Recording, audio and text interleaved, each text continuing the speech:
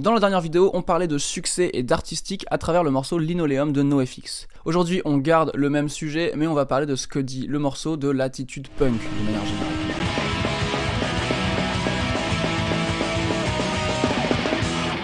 Donc on est le 19 juillet 1994 quand le 5e album de NoFX, Punk in the Republic, sort. Alors à ce stade, en 94, on sent vraiment qu'il se passe un truc dans le punk rock d'une manière générale. C'est une année vraiment charnière. Un peu plus tôt dans l'année, il y avait eu Dookie de Green Day, genre l'album qui va être vraiment le premier turning point pour un groupe underground de punk rock qui est en voie de devenir un des plus gros groupes de rock ever. Mais également en 94, il y a aussi eu Smash de The Offspring, qui est pareil, le premier turning point du groupe. Pareil pour un groupe qui va péter tous les scores par la suite.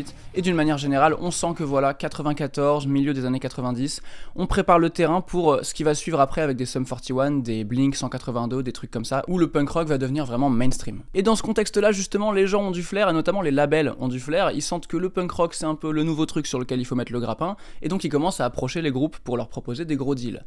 Et NoFX en fait évidemment partie, c'est leur 5e album, c'est un groupe établi, c'est un groupe charnière, donc ils se font approcher par certains labels pour signer des gros contrats. Mais eux, vous le voyez venir, ils ont toujours refusé. Eux, ils restent chez Epitaph, un label qui a été créé par Brett Gurewitz, un membre de Bad Religion. Donc voilà, fidèles à leurs racines, fidèles à leur milieu. Ça en dit long déjà sur leur rapport à la culture punk.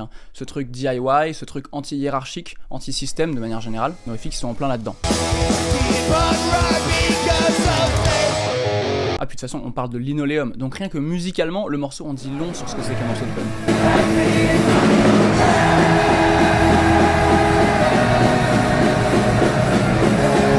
Le morceau il dure 2 minutes, ça joue à balle, ça joue ultra rapide, il n'y a pas de refrain, à peine quelques petites répétitions, ça rime même pas, ça a été composé avec une erreur à l'intérieur qui a été gardée, bref c'est juste une petite histoire. Ouais, une petite histoire. D'ailleurs de quoi il parle le morceau ?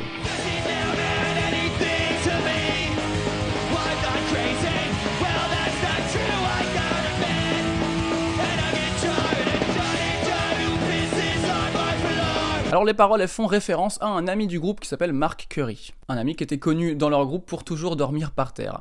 Et il s'avère que Linoleum c'est le nom d'un espèce de petit tapis, enfin c'est même pas un tapis, c'est un truc pour soutenir un objet qu'on met par terre et sur lequel Mark dormait souvent. Ouais parce que dans les années 80 évidemment la team de NoFX c'est vraiment des vrais punks, ils dorment souvent par terre et ils sont giga anti-matérialisme etc. Donc le morceau évoque tout ça d'une manière très touchante, moi je trouve le morceau très touchant au premier degré. Mais ce qui est vraiment top avec ce morceau c'est qu'on peut aussi lire les paroles légèrement au second degré aussi.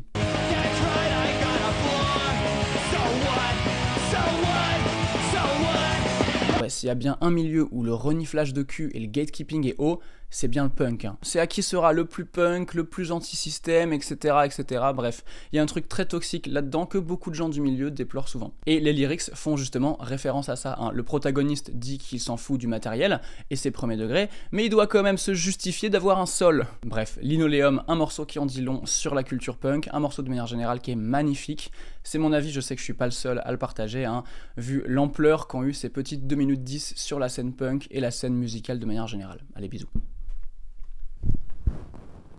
Hop là.